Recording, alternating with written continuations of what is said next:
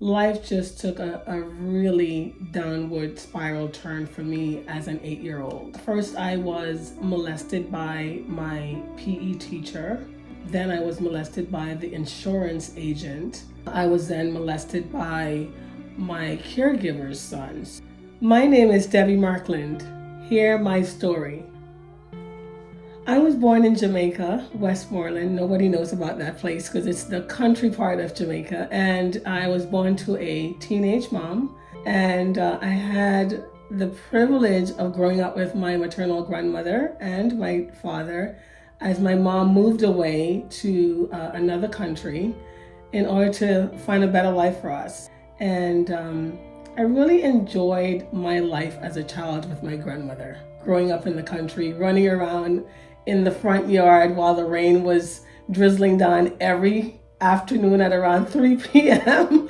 It would rain and the sun would be shining right through it. And my thing that I loved to do was just to go out there and just dance around with my head looking up in the sky as the rain fell down and the sun was shining. That was my early childhood. So while life was pretty good living with my grandmother, she really was a key figure for me growing up. Just a really strong woman who worked really hard.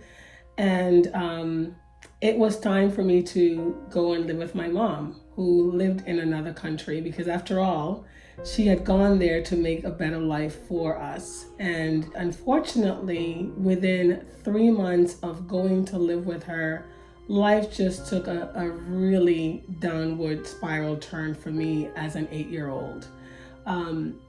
First, I was molested by my PE teacher. And then I was molested by the insurance agent. And then I was then molested by my caregiver's son. So it was a time of, I would say, despair.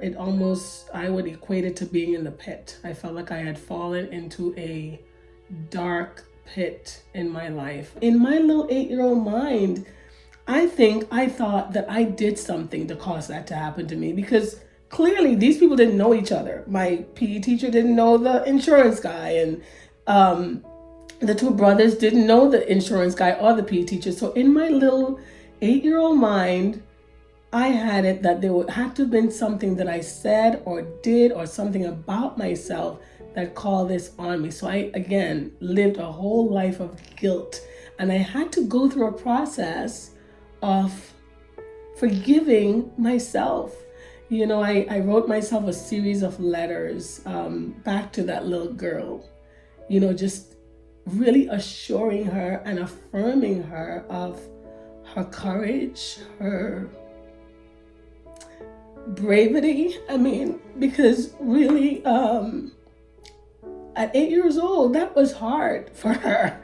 And I say her because there's this inner child within me that constantly needs to be affirmed, to be hugged, and to be reassured of her worth, like a constant thing. And I show gratitude to her in my letters that I've written to her, just for who she has been, because without her, I couldn't be who I am today. I absolutely could not be the amazing wife that I am. I went from being a person who wanted nothing to do with children at all. I didn't want kids at all, because my whole thing was, if my mom can protect me as a mother, then there's no way I can protect my children that came along. To having 3 amazing children, and I think that I'm one of the most powerful women that I know. Even through my tears, and these are actually tears of joy, because as I look back, I'm just so grateful for the pit that I went through that brought me to this purpose, where I can share with people that, you know, there are times that we're going to be down, and we don't know the reason why or even how we got there. But it's for a reason, it's for a purpose. And I'm so grateful for my neighbor, you know, who showed me who God truly is, a God of purpose, a God of of promise, and just really being able to accept and embrace that God that I serve today. If you walk through a similar path as I did as a child, I would encourage you to know that everything that you have gone through is for a purpose.